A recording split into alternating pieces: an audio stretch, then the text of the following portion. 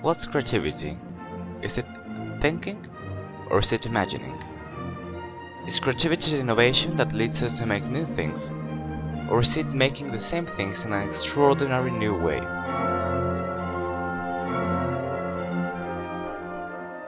Is creativity a process? Is creativity a product, or is it a trait of someone's personality? Is creativity always original? Once again, what's creativity?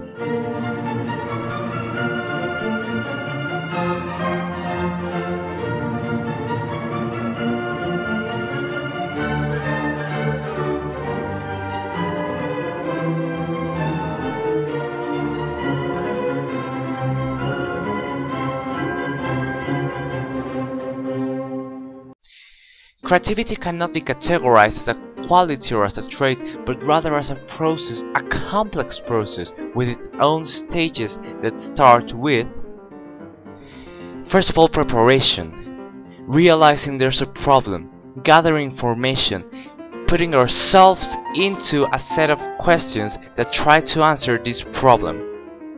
And suddenly, these questions start calling for creativity. This stimulating stage happens because we realize that this problem moves us to investigate and moves us to create alternatives and possibilities of action.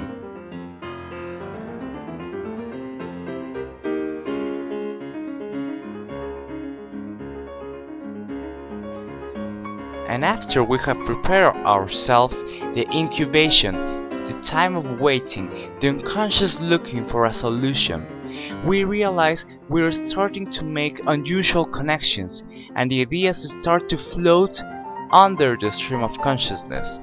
In this period, we may feel anxious and feeling that we won't be able to solve the problem. However, this is the climax in which we start to formulate creative responses to the problem. This incubation can be described as a cooking stage, which we don't know how much will it last because we can't control it. Actually, this can last from hours to even years. After the incubation, suddenly, illumination. The solution arrives suddenly, and we connect everything we thought about in a logical, ordered process, which leads us to a certain feeling of ecstasy. This is the most pleasant part of the process. However, it ends until verification, when we can find that we were actually right, and until here, our creative process ends.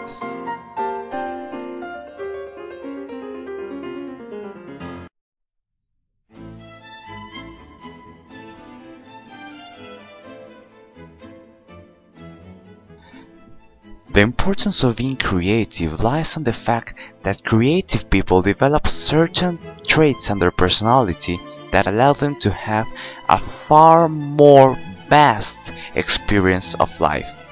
For example, fluently, the ability to generate an elevate number of ideas towards one single subject. Flexibility, characteristic of creativity through which the process is transformed to achieve the solution of the problem. Originality, the characteristic that defines the idea, process or product as something unique and unrepeatable. Viability, the ability to produce ideas and solutions that are actually real in the practice. Elaboration, the level of detail, development or complexity in the creative ideas. The first three traits, flexibility, fluency and originality, are functions of the lateral thinking that acts as an explorer towards adventure. This is the thinking that doesn't paralyze in front of a problem. This is the thinking that allows us free association of ideas and images.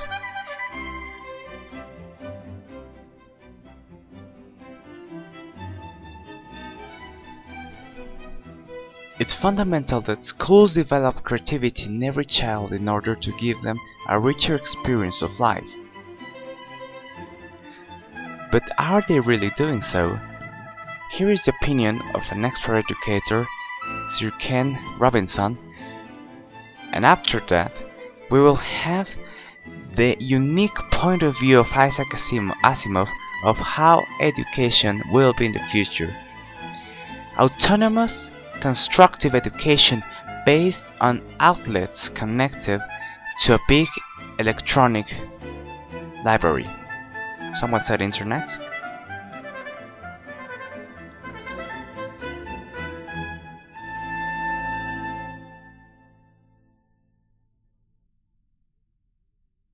The whole system was invented around the world. There were no public systems of education really before the 19th century. They all came into being to meet the needs of industrialism. So the hierarchy is rooted on two ideas. Number one, that the most useful subjects for work are at the top. So you were probably steered benignly away from things at school when you were a kid, things you liked, on the grounds you would never get a job doing that. Is that right? Don't do music, you're not going to be a musician. Don't do art, you won't be an artist. Benign advice. Now, profoundly mistaken. The whole world is engulfed in a revolution. And the second is academic ability, which has really come to dominate our view of intelligence because the universities designed the system in their image. If you think of it, the whole system of public education around the world is a protracted process of university entrance. And the consequence is that many highly talented, brilliant, creative people think they're not. Because the thing they were good at school wasn't valued or was actually stigmatized. And I think we can't afford to go on that way.